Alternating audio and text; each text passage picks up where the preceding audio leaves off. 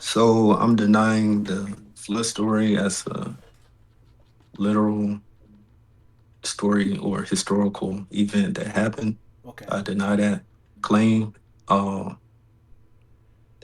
at best, I think it's exaggeration Okay. at best, Okay. So and that's it. the prompt is the flood story true? I just do that. Is the flood story true? Yeah. Brother Lex, you got it. You got the table. Yeah. Hello. So the Orthodox paradigm. So the whole book of Genesis, right? According to the patristic writings, it's a book that's really high on interpretation. There are many things that be taken literally or are up to patristic interpretation. So in the Orthodox paradigm, uh, the story of Noah and the flood is not a dogmatic matter, right? There was never like an ecumenical council or any council actually discussing and Mhm. formalizing a specific belief around the specific narration of the story within Genesis 6. So it's something up for interpretation of the fathers, but there can be differences in opinions, and oh my god, this does not divide the faith because it's not a dogmatic matter, right? So what's majority perspective and also my perspective? So first of all, the scripture in itself, okay, it does not give us a time frame for when the event happened. We know it's a couple of Right. generations after Adam, but not how many years prior to Abraham or Moses, etc. It gives us family trees, but we cannot know if the family trees, for example, have any cats or skips within them. So Mhm. uh, we can assume that it's something that happened a long time ago. Considering that according to the family tree, it is relatively close to Abraham, I'm sorry, to Adam. So historically speaking, we know from biological and geographical analysis that humans, like as a species, originated from a single part of the Earth and later on evolved and expanded into other continents, and after not having contact for big portions of time, developed different biological characteristics. So there are many narrations from also Semitic and Egyptian countries from around the time of the recording of the book of Genesis that also talk about floods. Okay, even other cultures, right? It's something really common we see within pagan cultures and etc. That they all have this one thing in common. They all, in some way, shape, or form, talk about a flood. It's something really unique to acknowledge that for some reason, most of them, if not all of them, talk about an instance of a flood.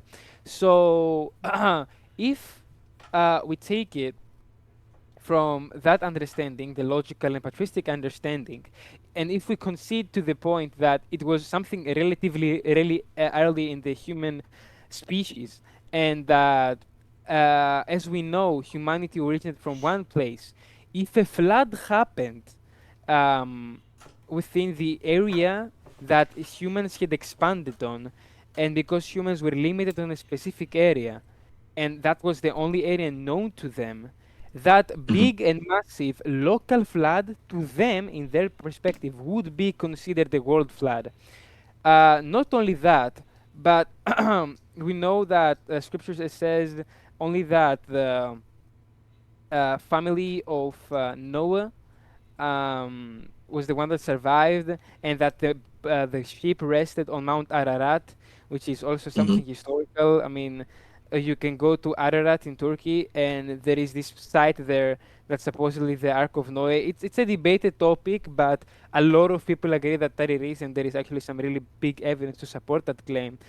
Also, something a big, similarity or coincidence. I don't think it is a coincidence, but is that we see that according to the Genesis account, in the ship there were 8 people. So it is Noah, his wife, his sons, and their wives. That's 8 people, and it's really funny that, as we see biologically in the first generations as well, and even today, the main blood types that exist are 8. So Mhm. talking about a big local flood within a generation that humanity had not expanded on a worldwide scale, yeah, I think it's a true account, truly happened. It's up for interpretation, especially patristic interpretation by the Holy Fathers. But even if you look at it from a historical and geographical perspective, it's something that really, really well in fits with human history. Gio, you have a rebuttal, then Brother Baldwin, then a I back and feel like forth this with. is, Go ahead. What you say? at least with Baldwin, it seemed like, I mean, I agree. I don't think it was global. Uh, It was global in their sense, at least. right. Because you said geographically or within their own um, society, Yep, because I'm sure most of them, they didn't leave or really exactly, branch out as far. Yeah. So exactly. to them, it can feel like a global flood. So yeah, I mean, shoot, I agree. Yeah, that's why I Nice. say it's a exaggeration. I mean, sure, it can be a message in between the lines, maybe a allegory. Uh, not too sure, but that's definitely something I can yeah, So I would can you con- agree it's based on human interpretation.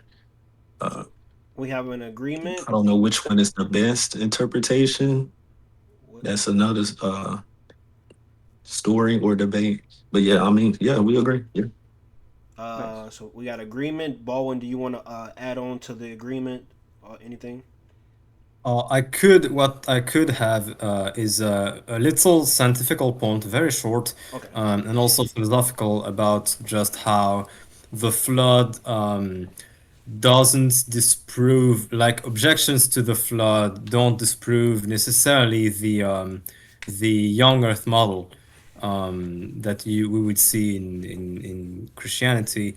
Um, so we have actually evidence. I don't have. I'm basing myself on the works by Dr. Jason Lisle, Lisle, and Dr. John Baumgartner, who are both scientists, and we have actually evidence. I mean, there actually is evidence of rapid floods. So you have in fossil records, you have fossils of fish actually doing something, right? Throwing up, giving birth, eating, yada yada.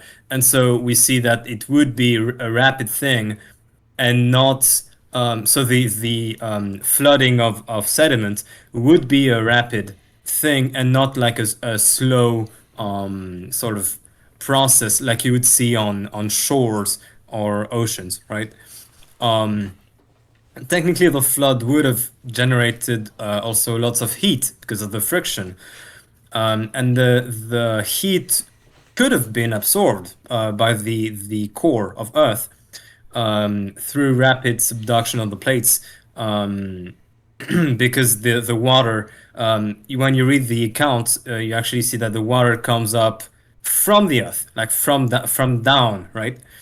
It comes forth from the Earth, and so the plates, the tectonic plates, would have been lubricated, right? The coal plates, and so the coal plates would have subducted into the Earth, giving that heat to the core, right? Acting as a transmitter. And actually, if you look today, you find in some plates you find places of those plates, like sections of those plates, who are cooler. They're more cool than others, and that doesn't make sense because you'd have uniform heat if you didn't have like those rapid subductions. So it would actually fit into that explanation. And also, if they stayed millions of years like that, those plates would have melted or fused with the others, right? And also oil, like oil, petrol, and coal and diamonds can be created rapidly in high pressure, high temperature environments, right? So Right. that will also fit into the global flood model. Um, and so yeah, also quick philosophical thing. Science also rests on the idea that the this kind of uniformity of nature. So things have been going down like they're going down today. Things have been unfolding like they're unfolding today, and that's actually an objection that Bertrand Russell himself objects to in his work the problems of philosophy, published in 1912, where he says he objects to the uniformity of nature. He actually says that he shows that this uniformity is an inductive inference, so it's not actually a deductive inference. You can't actually show only using logic and only using evidence that that nature is uniform, which is premised on I mean every scientific you know model that you know today, atheistic model, are premised on the uniformity of nature. And so yeah, that's actually very interesting because the main atheist guy is actually the one that that talks about this. Mhm. Very good, very good.